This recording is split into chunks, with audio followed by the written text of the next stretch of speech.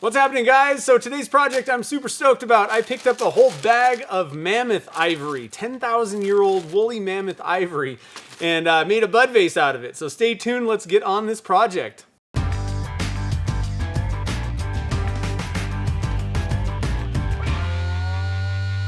All right, so 10,000-year-old woolly mammoth ivory. How cool is that? Something fun to dunk in resin.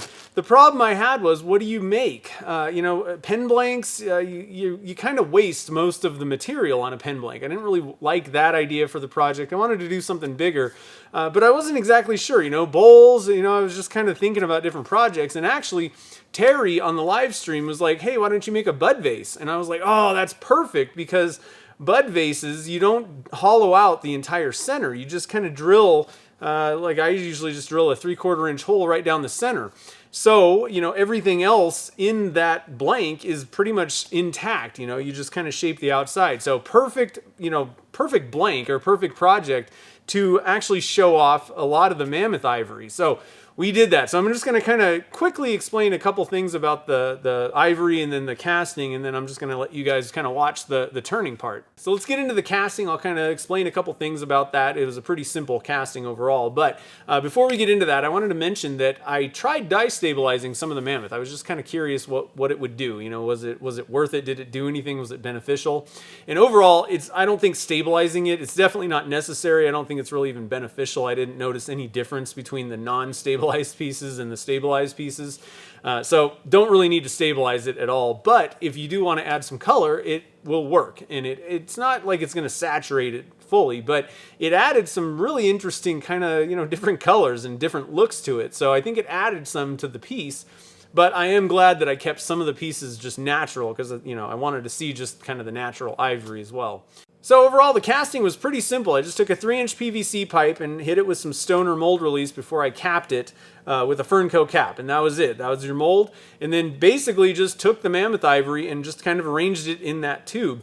Now, I was trying to keep in mind what the shape of the blank was going to be, or I guess the piece in the end was going to be. And I knew that the neck would kind of come up and be a little bit skinnier than the base. So I wasn't really going to take a whole lot of material off of the base. So that's where I put most of that mammoth ivory. I didn't really want a lot of stuff in the middle where I was going to drill the hole, or in the neck, really. I wanted to kind of keep that clear and preserve as much material as possible. This stuff is not cheap, number one, and it's just cool. I don't want to turn it into dust. Mainly, I wanted it to be clear, but I wanted to add a little bit of something. And so we kind of talked about it on the live stream, and a little bit of glitter seemed like a kind of a cool, little addition to the project, I guess, in a sense. And I think it really actually did add a lot of kind of just enough interest to the piece, so it's not just kind of clear. So what I went with was the sugar plum. It's the holographic tinsel glitter that I got from solarcolordust.com. Just added basically like a scoop of it, like a 1/4 teaspoon of that glitter, and it was just enough to add a little bit of flash to it, but it didn't overtake the ivory, and it didn't obscure the view in there.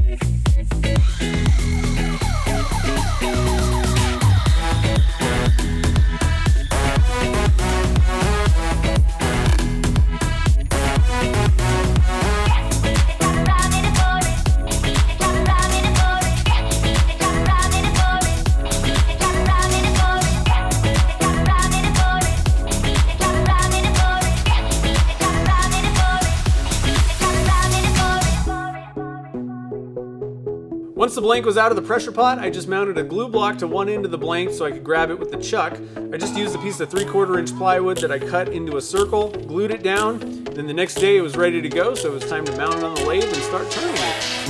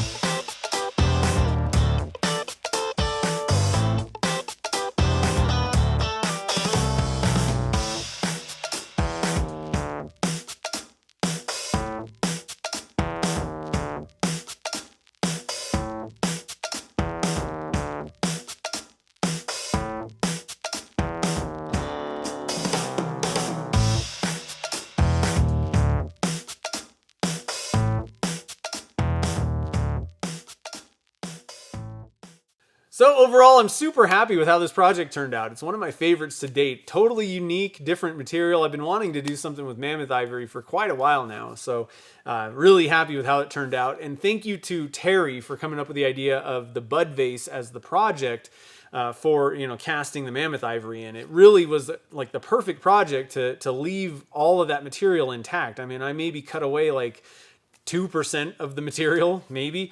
Everything is pretty much still intact, and you can appreciate it and see it in that blank, so it's pretty cool. Now, if anybody's interested in purchasing this project, it is available on my website. I don't usually do this, but most of the things that I make are, many of them at least, are usually available. I just kind of fail to get them up on my website and get them listed. So this one is already up on my website. If anybody's interested in purchasing it, head over to my website. There's a link on the screen here and down in the show notes. Hopefully it will go to a good home. So if you're new to the channel, we do all kinds of resin casting projects, tips and tricks, and experiments around here. So if you're interested in that, definitely hit that subscribe button, and don't forget to hit the little bell so you get notified when new videos get posted. And if you're thinking about getting into resin casting, want to make some projects like the one in today's video, but you're not really sure where to begin, check out my new ebook, The Beginner's Guide to Resin Casting. It answers all those beginner questions, like, you know, what do I need to get started? What resin should I use? It'll get you over that initial learning curve so that you can get into the shop and actually making some cool projects, having fun with resin. It's available on my website if you're interested. So until next time, guys, thanks for watching this video, and I'll see you in the next one.